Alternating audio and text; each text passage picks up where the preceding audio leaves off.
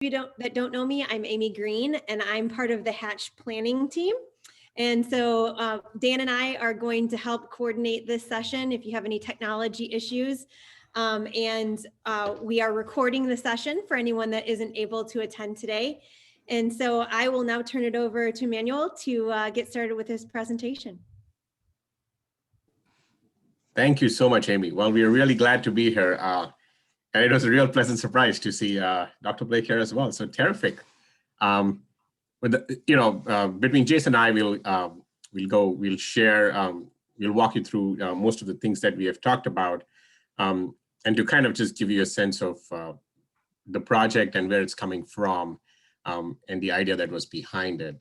So as a general outline together, what we're going to talk about is the genesis of the study, what motivated us and got us to this point, in setting up the stage, and the theory that underlines it, the work that we have done, the methods for the project that we did together, and then the connective threads and the next steps on what we are hoping what we have done will lead to. So with that, let me start with just giving a little bit of an context. It was in working with some of my research assistants that I first got to understand the concept of first generation students. And so it's really funny that I am making this conversation with a tie on while most of us are at home, right? So we just assume that we all know how to wear a tie. And my student did not know that, and I did not know that he did not know that, right? So I just never thought about it. And when it was time for presentation, I had the student ready to go, and the student's really nervous. What's going on? And it's like, I do not have a tie, and I don't know how to tie one. I'm like, oh, okay. Then you have to do that, and blah blah blah. And one thing led to another, and we got into this conversation about how Ferris is such a great place for our first generation students, how it provides the opportunity for them to get to explore academia, not only from the perspective of gaining skills that transition them into the workforce, but also gaining some life lessons, right? I would have never imagined that I would be working with one of my students and trying to kind of show them how to put on a tie, right? Or how to tie the tie knot. And so that kind of led to a conversation with Jason, and Jason was presenting at one of the sessions that we were having on campus in flight, and he was one of the speakers there. And we started talking about first generation students and what we can do and things like that. And one thing led to another. His enthusiasm and his encouragement kind of got his team on board. And then I had my research assistant on your left. You'll see a little picture there of the team that was there. That's Maggie, who's standing right next to Dean Jason. And I'm going to, at this point, and Maggie was one of the RAs who worked on this project and did a phenomenal job. So with that as a context and an introduction, I will hand it over to Jason to take us forward. Thanks, Emmanuel, and thanks for the conversation a few years back that started the project. Emmanuel's right. The team that you see with Maggie and Kristen Conley and Liz Burbat and Jody Maloney really did heavy lifting in starting the initiative. And the genesis was, how do we better support the large population of first generation students at Ferris? And just going forward, and Emmanuel, I think, let me see if I can, it doesn't look like I can advance the slide. Okay, when you hover at the bottom, is there a little arrow there as 3? No. Okay, no worries. I'll do it. Okay. Cue. And that group, we've had transitions, and thankfully what we've created is a sustainable project.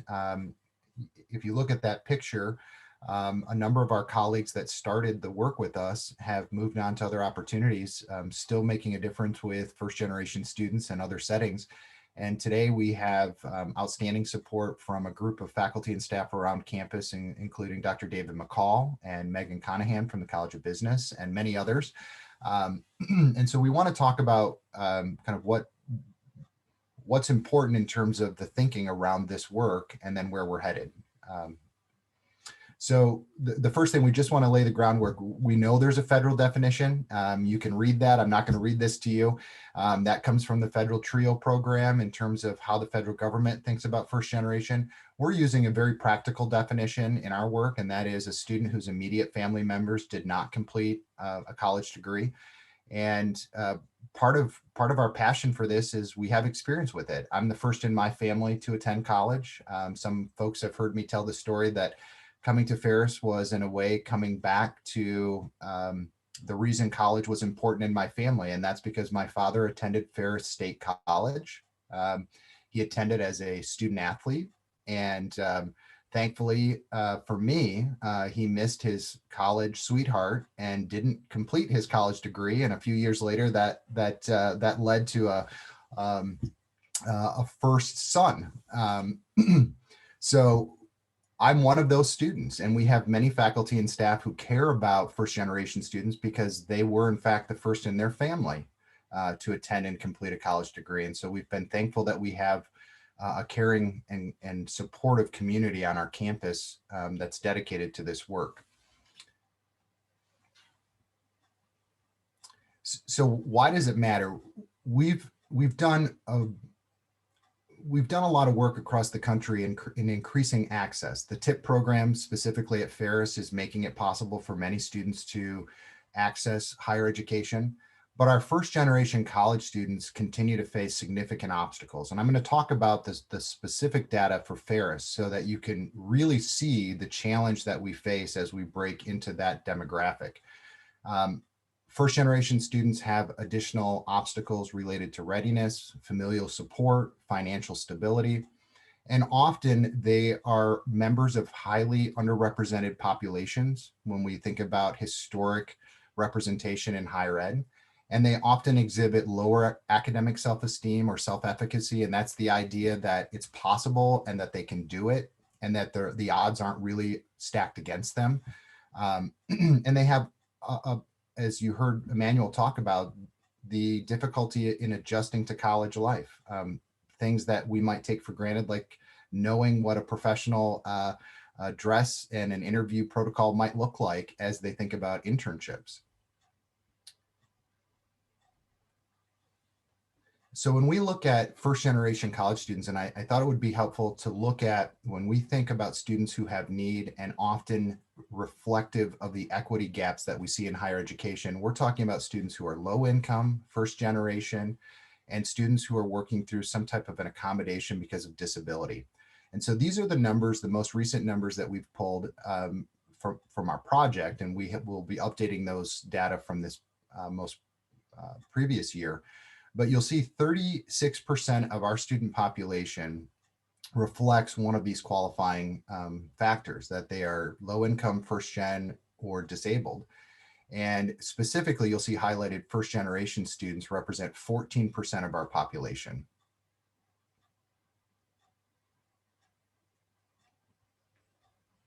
So why does it matter? 9% of the students, again, that's going back to that total number, are both first gen and low income. And I want you to think about it this way. The average family income for that population is $13,858.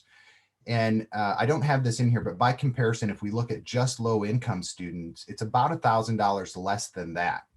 So it goes up slightly when we factor in first gen plus low income. But the difference there is really significant if you look at that number compared to non-first gen students of $111,000 for an adjusted gross family income. Think about that significant difference. When we look at academic progress, and this has to do with GPA, our first gen students are 11% less likely than non-first generation students to maintain good academic standing. And then finally, if you think about the actual gap in graduation rate, the most recent cohort that we've pulled is the 2013 graduating cohort. And it's a 16% difference between non-first gen students and first generation students. We're talking a lot about closing equity gaps, and I think that helps illustrate the significant challenges we have in supporting our first generation students. So why does it matter? It matters because we as an institution are unique in that we have a founder who had a vision, and it wasn't a vision about providing education for some people some of the time. It was a vision about providing opportunity and education for all students all of the time. And when we think about first generation students, we have ground to make up. It's also a strategic priority that we close and eliminate equity gaps. And then as enrollment continues to be a challenge, and you can see the quote that we've pulled, enrollment management necessitates, as we look into the future and the competitive nature of the market in Michigan and the Midwest, that we do a better job specifically with this population in providing opportunity.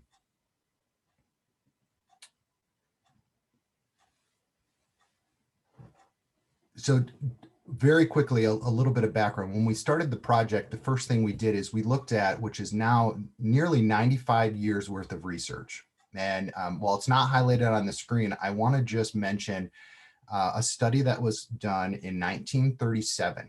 In 1937, Kurt Lewin talked about the idea that behavior was a function of the individual and their interaction with environment. And I'm mentioning that because between 1937 and then you see McNeely quoted here under student mortality, the idea of the interaction between a person and the environment, it didn't translate so much on the impact of the environment and how we can shape environment. Almost all of the research going back 85 years was focused on the deficit of individual students. It did not focus on the role of the environment or policy, procedure, practice within an environment that could help offset the conditions that individuals bring with them as a holistic individual and the experiences they bring to college.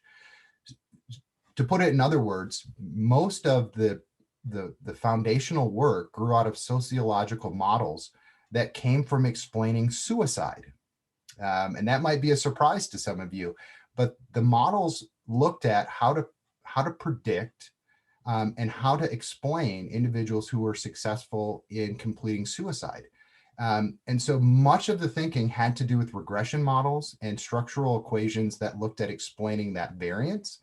And it wasn't until recently that the focus was on the role of the environment and how we can shape and adjust the environment to create better conditions. So we can go back and look at all of this, but what we decided to do is we certainly know that we have to look at the factors and the demographic information that comes with an individual, but we also have to attend to the environmental conditions and the ways in which we can shape the experience specifically at Ferris. So again, looking at all these theoretic underpinnings, we recognized and looked at the more recent research focused on the interrelation between students and Ferris and our organization. And that through a combination of those factors, we set out to explore how we could best know individuals that could benefit from particular resources and support. And if we knew that early enough, could we make a difference in, again, those equity gaps that we shared a couple slides back? So we ended up utilizing Seidman's model. And this is a model that talks about creating a formula for student success. And again, it's built largely on some of the historic modeling, but it moves us into a greater consideration, something that Tinto talked about in his last book, which in the preface, he notes he's trying to make up for what he missed 30 years ago, things that he didn't talk about. And so we'll show you the model really quick, and then we'll move right into the adapted model that we're using at FAIR. So this is the student institution engagement model. And you'll see it does look at the factors in terms of the individual factors, pre-college ability, psychological factors, but it gets into the academic experience. And then thinking about the initiatives recently at Ferris, it also is focused on the climate of the institution, those non-cognitive factors that shape whether somebody feels a sense of belonging and whether or not they view the institution as a place that they feel accepted.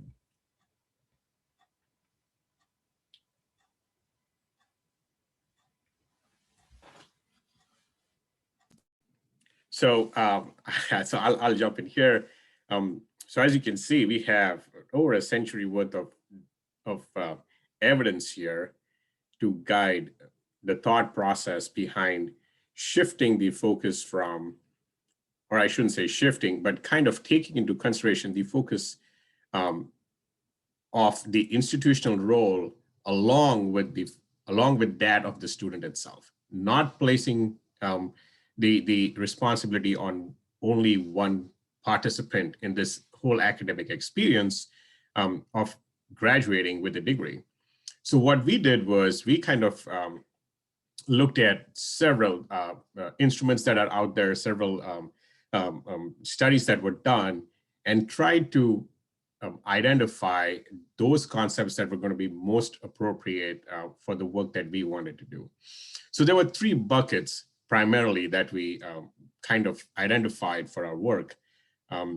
We looked at it in terms of student satisfaction, that is the individual overall experience of being at the institution. And so this looked at various factors and that involved the access to different kinds of facilities on campus and things like that. The next bucket is the academic experience bucket, which is most times we tend to place the highest weight on the academic experience. However, that is only one of the three components that we kind of took into consideration. And then the final piece being a sense of belonging. What was it like for the individual at the individual level to be a part of the institution? And do they feel like they're a part of that? When we look at all of these factors or all of these characteristics, we can think of them as predictors, the predictors of their ability to transition their social identity on campus. And so to just give you a little context on social identity transition, what the theory states is the ability of the students to go through their college experience successfully largely depends on their ability to transition socially as well. So when they come in the first year, or when they come in, the first time they come in on campus, the more they are able to identify with the multiple aspects of academia, the more likely it is that they will be able to graduate and they will go through the entire experience and graduate from college. Interestingly, this work also kind of happened just a tad bit before some analysis were run on some of our student data.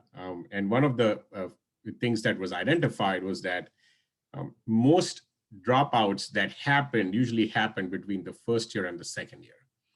And so the way we thought about this project was that we would kind of try to look at most of the students that were in their freshman year, trying to, so that we could actually look at data that kind of spoke to that experience that they come in, and is more likely that they will continue to stay on campus going into their sophomore years. So this was the framework that we used. The instruments are listed below that we kind of looked at. The student supports needs scale, the institutional integration scale, the social wellness need to belong scale, and the FSU RSS internal questions. That FSU RSS internal questions are the questions that the team came up with, that we collectively brainstormed over and identified and incorporated in the study. So the objectives that we identified, or we kind of wanted to not shoot for the stars here, but at least kind of get a baseline going. And so one of the first things we did was try to examine what were the trends in social identity transition for some students here on campus, and then identify what are those enablers of success for social identity transition. At the start of this work, at the start of this presentation, like I shared, a lot of this work started with conversations that were had at different points in time. And during that conversation, one of the things that emerged was that we did not have baseline measures for us to be able to look at what those trends look like for us on our own campus.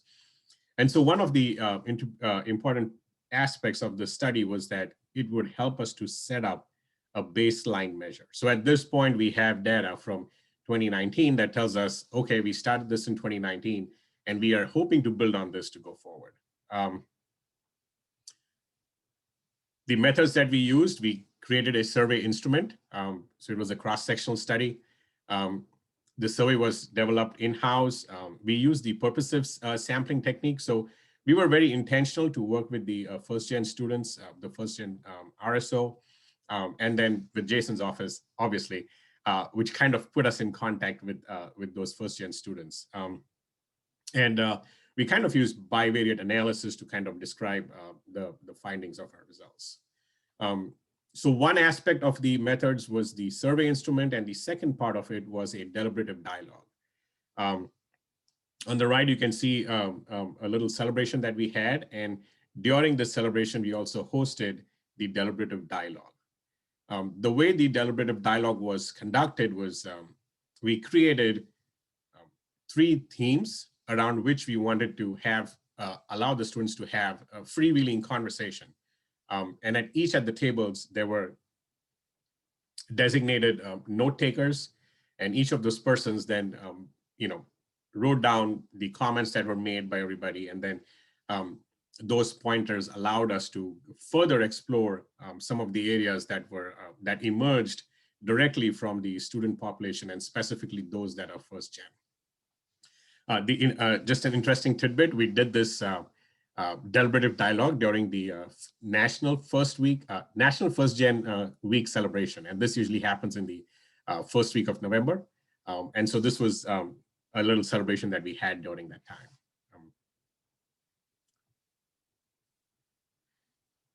So what did we find?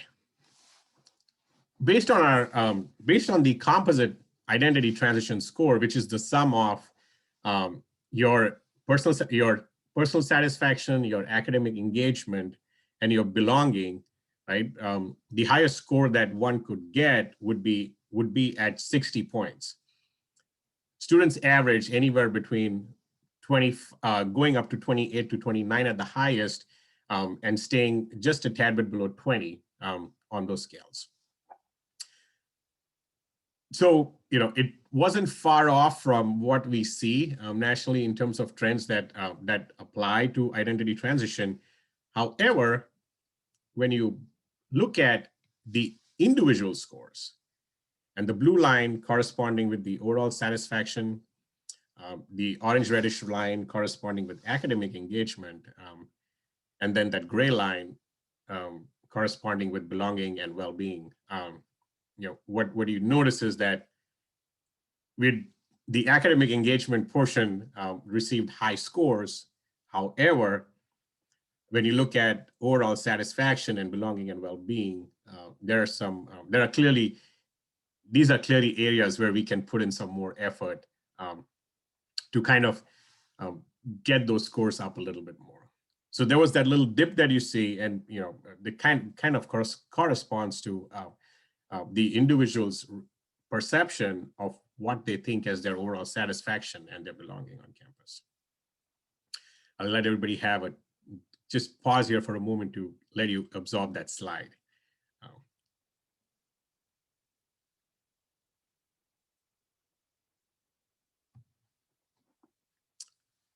Moving on to the deliberative dialogue. Like I shared, there were 3 buckets under which or 3 topics under which we had the conversation organized, and it was under the concept of advising, the concept of finances, and some social topics that was more in terms of what would allow you to feel socially connected on campus as a broad statement. And then below that, there were pointers that they discussed. And so in the social aspect, what stood out was that students shared that it is helpful to seek help with a peer or advisor as soon as possible. And so this was a very interesting finding coming from first-gen students, sharing that there might be some hesitancy in seeking out help, and then what can be done better, or one of the ways that students can address that is by seeking out help intentionally early along the line. In terms of advising, there was pretty good feedback. And one of the most commonly repeated themes was that it would be nice for advisors to support their students more than just academically. And then finally, on the finances aspect of things, the theme that emerged was FAFSA, just more help with it and how to go about doing it. None of these findings are surprising in the sense of we were expecting these or anticipated some of these findings, but the clarity with which the theme emerged, I think, kind of reinforced that these are the areas that in which we are continuing to work, and there's much opportunity to keep doing work in these areas. I'll again, before we move on, I'll again take a pause for you to absorb that slide, just the information that we have in there. And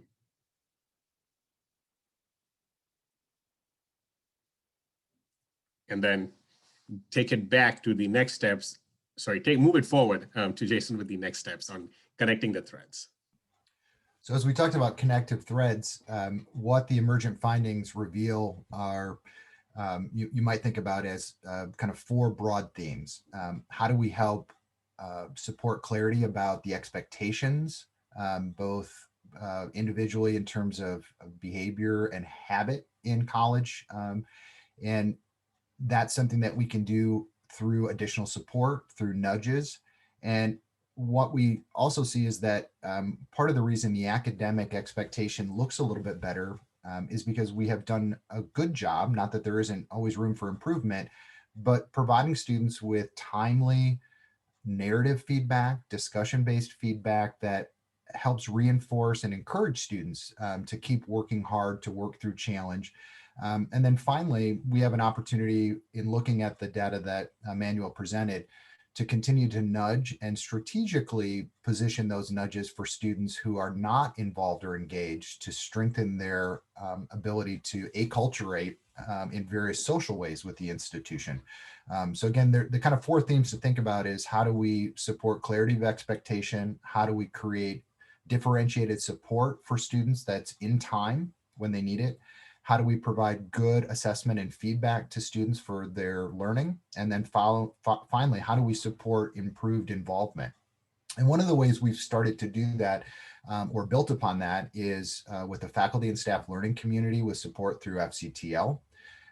We've created a series of web resources that you can find online for first generation. It includes a handbook with resources, profiles about why it's exciting to be a first generation college student. Again, trying to think about a strength-based approach and ways that students can continue to be involved. So we've used the data to try to drive resources and support. We also think that there's greater opportunity going forward to make a difference in closing these equity gaps by providing faculty and staff advisors with real-time information so that there is an ease of identifying and then immediately connecting with students. And we're having a lot of conversations about how we do that in our approach in terms of case management for advisors, but also thinking about the timing, the cycle of the year, and how do we provide the right type of nudges to support students in their engagement. So again, that involves data mining in a way that is easy to use for faculty and staff so that we know who the students are. We have an idea of ways that we can support them, and we're putting the tools in the hands of our faculty and staff to be able to intervene and support students. So again, you can find this resource. It continues to be updated.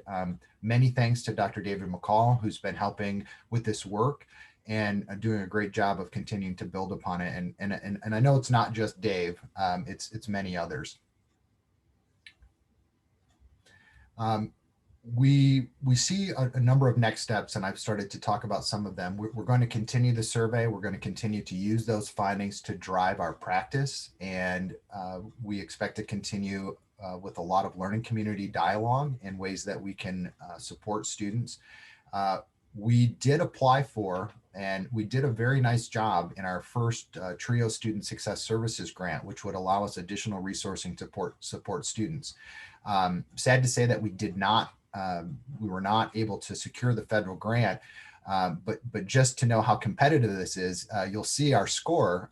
We lost 4 points only, and we were not eligible. And part of the reason is those who have grants, and as long as they haven't done anything to really, basically jeopardize their renewal, they actually get a bump bonus in terms of keeping the grant as a part of renewal. So we're going to continue to build on the work we did in our grant application. So thanks to Paul and his support, we submitted that grant exactly a year and a month ago. So it would have been pre-pandemic, and we know given the pandemic, we have even more need to further support our students, first gen and low income especially. We have a plan to try to support further budgetary allocations to implement programming and support services, and that's on the agenda for both RNSS and academic affairs on how we can continue this work. And we're having a lot of conversations about a project called Moonshot for Equity, which would support students in West Michigan through a consortium of institutions that Ferris would help to lead, so that we can do this not only as a part of an access agenda, but also in closing the gaps in terms of persistence and retention. So there's a lot of work taking place, and we expect to see this work continue because it is again, an extension of the vision of our founder, and it is specifically tied to the initiatives we have in our new strategic plan.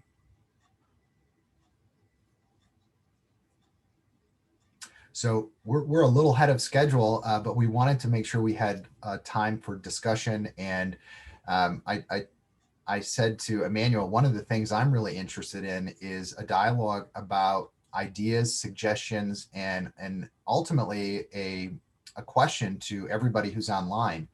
How would you like to be involved in helping to further this work and support our first generation students?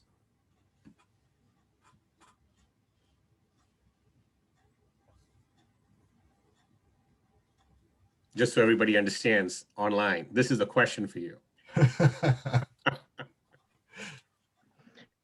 Jason, this is Janelle. Hi. Hi, Janelle. So this has been very interesting, and it's bringing me back to my Michigan State Student Affairs graduate school days. So thank you for some of the reminders as well. But I'm very curious kind of what pieces of this you feel are transferable, or maybe what we could do in terms of statewide and online students. And although a lot of those are maybe what we would consider more of an adult learner, I think we would find a very high percentage of those students are first generation college students. Maybe not in as traditional of a sense as we think of with, an 18-year-old on main campus, but we do have a lot of first generation college students statewide and online. So I'm kind of curious, if we could come alongside and help you with your work, or if there are pieces of it that we could work to implement off campus. Thank you, Janelle. And my first reaction is absolutely to all of that. We've used a pretty intentional population in Big Rapids that's probably overly sampled in first generation college students. And what we'd want to do is use the instrument and begin working with the adult population through EIO, either online and or off site through the statewide locations. I think that's part one. I think part two is the conversation we're having about an integrated student success management system, which would provide a lot of this information and the ability to run these questions through polling that is both text-based. So a student would have a text, click a link, answer a few questions, and that would populate along with the demographic information and the student information we have in Banner to give you basically a triaged list. So for us to continue with limited resources to make a difference in student success, we have to think about, and I'm going to use the language of our partners at EAB, a population health management approach. Largely, we're trying to do some things that are preventative to keep students on track. One recent example is, again, using the data we've collected for those students who filed a FAFSA a year ago, but haven't filed a FAFSA today. How are we reaching out to get ahead of that? What's that nudge look like? For individuals who are first gen, before it becomes an issue, how are we educating them about FAFSA filing, financial aid, withdrawal implications, Title IV, satisfactory academic progress? So there are things we can get ahead of. And those, in my mind, at least from what I've read in literature and my experience at other institutions, that isn't unique to a first generation college student who is coming seamlessly from high school. That's also true for post-traditional students returning to higher education. So I think there are a lot of applications for this. My hope is that we'll have a more nimble integrated technology solution in the next 6 months that would allow us to do that very easily and provide that information at your fingertips. Thank you. That's all very interesting.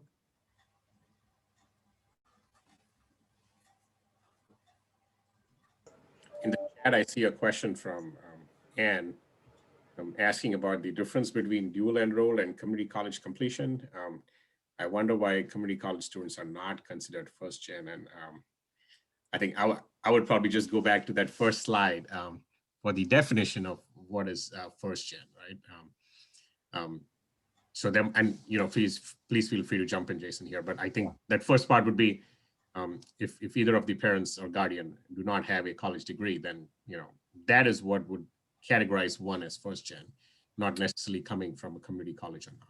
Yeah, we do not distinguish a student who attended 2 years at community college and then transitions to Ferris as not being first gen. They are still the first in their family, and so that a student who's completed some dual enrollment credit and attends Ferris, or a student who had dual enrollment plus community college and then comes to Ferris, those students are all first generation.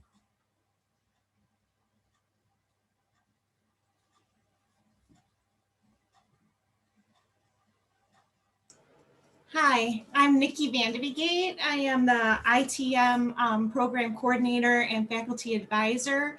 My program is statewide, and I don't have a program on campus.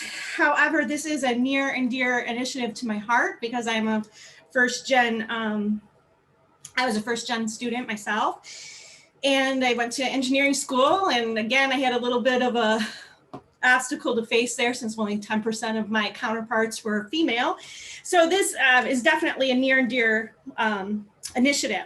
What I can say from what I've observed, as far as speaking to both alumni and parents of students that attended Ferris, Ferris is very well known for its small class sizes, and that facilitates great relationships with faculty. I have a friend that went to Ferris for her undergrad, and she still talks about how she's close to some of her instructors and professors. It's a great, that is just wonderful. I personally, my first lecture every single semester when I go over my syllabus, I state how important it is to raise the flag early if you need help.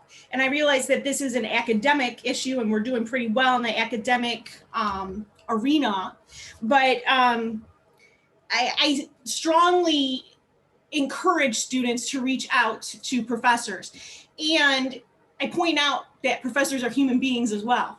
The worst that's going to happen to you is someone might say no to a request, but at least you've expressed what's bothering you or what you need help with. So I myself would encourage other instructors and professors to do the same. As an advisor, I also advise that students go to their instructors and professors as well. I am interested though in how I can do a better job of this and get it on my radar. I love the idea that there might be a poll so that we know who those first gen students are coming into this. I do feel like regardless if they are a traditional student or adult learner, they do have a unique set of circumstances that other people take for granted. So I'm really excited about this initiative and I'm happy to be here, and thank you. Thanks, Nikki. I just briefly, and then I'm sure Emmanuel has some thoughts. My first thought is we have opportunities, even though you see a difference in terms of the overall satisfaction academically. I think back to the last time I taught a course, and one of the things that a mentor of mine suggested is, again, thinking back to those 4 themes I talked about: expectations, support, assessment, feedback, and involvement.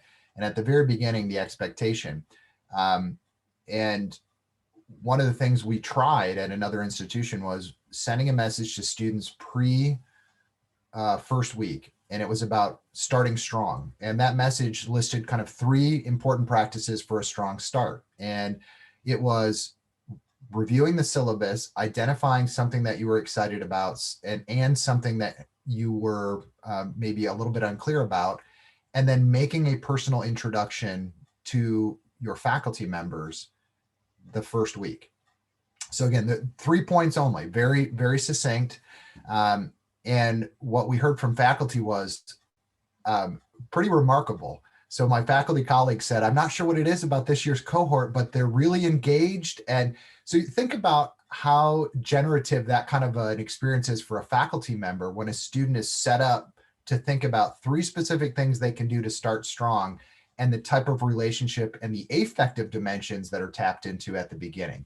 So that's my first thought. My second thought is, in our syllabi, how do we think about a syllabus as a true learning plan, and thinking about the graphic syllabus? There are a number of instructional resources that talk about reconceptualizing how we present a learning syllabus as a learning plan, and helping students to chunk out from the beginning what it's going to take week to week, in some aspects day to day during a week, and giving them a graphic visualizer as another learning tool and resource in being successful.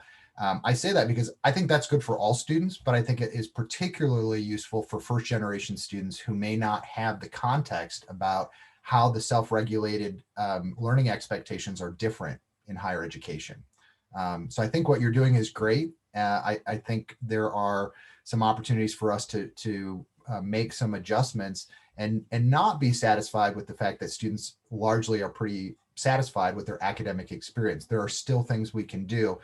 On the financial side, for example, again, getting ahead of the questions about financial aid and FAFSA, and getting ahead of students making decisions related to withdrawing from a class and helping them know the implications for Title IV.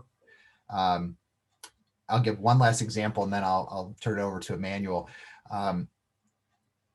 If we think about the fact that the research is pretty clear that when students have good pre-academic advising and early experiences with their academic advisor, they tend to progress at a better pace. And that means they're taking fewer credits in programs that they maybe didn't need because they took the wrong course. They self-selected into things that weren't on their program plan. And so what if we told students that we know that you're committed to success? One of the things that successful students like you do is they meet with their advisors, and you're nudging them to do the things that we know from the research clearly reflects good progress and completion. So I think we have opportunities to get ahead, again, back to the expectations. Successful people meet with their advisor during the first 4 weeks, and you're not telling them ever, because you're a first generation student, we want you to know this. Once a student's a student at Ferris, we know they're first gen, we know there are some additional needs, but the approach we take in marketing and promoting the service is because we know that they're committed to success. So again, it's a strength-based approach. It's a positive psychological messaging. And what we're doing is we're tailoring on the back end the kinds of messages that we send and the time we spend, again, thinking about a differentiated approach with the populations that have these equity gaps. So I think that's a strategy. If you're able to know that there are students who come in that likely have a higher probability of challenge in progressing to graduation, can you spend more time in messaging, nudging, and providing feedback to that population? Again, not at the expense of other populations, but because we know that there are additional barriers that they're experiencing. So again, I think that's the kind of thing that as an institution, going back to the research that primarily focused only on student what the student experience was versus the institutional practice. I think that's where we have the greatest opportunity, is thinking about our institutional practice going forward. Absolutely, and I agree with what you've shared. Right, as we have transitioned steadily from how we define a successful student, I think the responsibility of making sure that the student is successful has now evolved beyond just that 4.0 GPA, right? It's more than that, and it's not just and interestingly, academic performance is not the sole criteria even in practice anymore, right? Be it graduate school or be it getting your first employment, they want to know what are the things you did when you were on campus. What kind of RSOs did you work with? What kind of volunteering opportunities did you participate in? What extra work did you take on? What other skills have you gained that make you desirable? And I think as we go through this transition, and I think this is in one of my courses, I talk about the cost of entering the workforce is very high in today's day and time. The alphabets that you have after your name are insufficient to get you in. It is not just your degree that takes you in anymore. It is all the related activities that go along with it. And so what is it that we can do to kind of make that experience more robust? I think is probably, like Jason said, an opportunity for us to build on and go forward there. Emmanuel, we had a question from Andrea Kitamari. Andrea, thank you. Andrea asks, do we see any differences that are needed in serving underrepresented students who are low income and first gen? And what are your specific thoughts on ways to increase self-efficacy and academic performance for these students? Much of what I've said, I think speaks to that in my mind. Again, I'm going back to, helping with the expectations and providing differentiated support. The other is what we're doing in terms of providing support and assistance financially in terms of emergency funds, new endowments that are supporting students who are exhausting Pell, for example, and having additional opportunities to support them as they near the end of their program and may have exhausted financial resources. So I think that kind of mini grants that have been made available, that Joy Pulsifer has helped to make available through Student Affairs, those have been critically important for our low income students. But when we look at this, there is roughly $1,000 difference when you combine first gen and low income. And it actually, that financial factor that I shared earlier, it improves a little bit when you look at low income and first gen.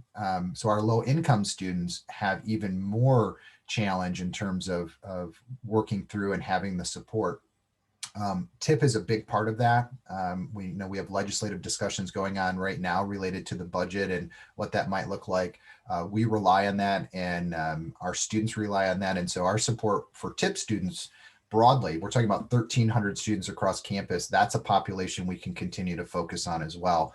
And Emmanuel, I'll let you jump in, and I just point out that Tracy, thank you. She provided a resource on the graphic syllabi. Perfect.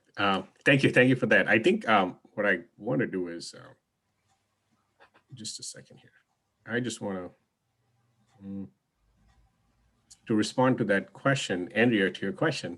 I'm just going to pull up the participants at the first gen event, and you look at the distribution of the participants there, and it kind of speaks to the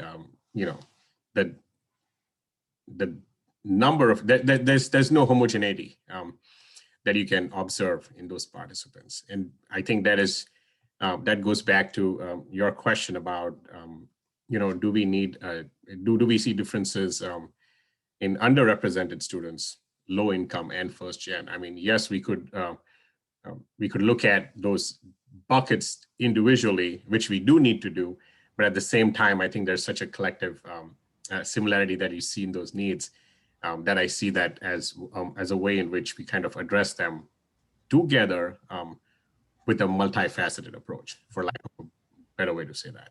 But I think I just wanted to share that picture that kind of shows you, I think it kind of speaks to the question you asked, right? Thank you.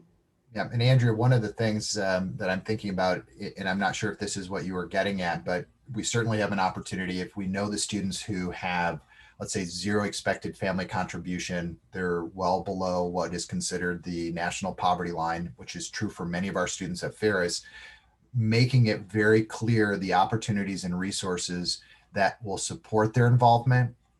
We likely have many students who are not aware of the support and resources. And so when they see opportunities to be more involved, whether it's in their program, co-curricular, and they see a price tag associated, whether it's a professional organization or a membership or being able to co-present with a faculty member, we have resources. We can do a better job making sure, and again, nudging and messaging students that there are ways to support them so that the financial barrier isn't what prevents them from being connected and believing that it's possible.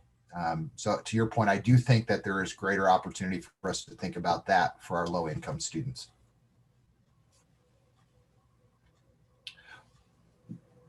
Well, Emmanuel, I'm looking at the time. We're at 9 minutes to the transition. So I see Amy Green appearing to keep us on track here. I magically appear when needed, right? There you go, Amy. Thank you so much for this amazing presentation. It was recorded as all of our presentations today, so that those that couldn't attend, or those of us that did attend that want to go back and reference some of the great information you provided can do so. So we'll end now.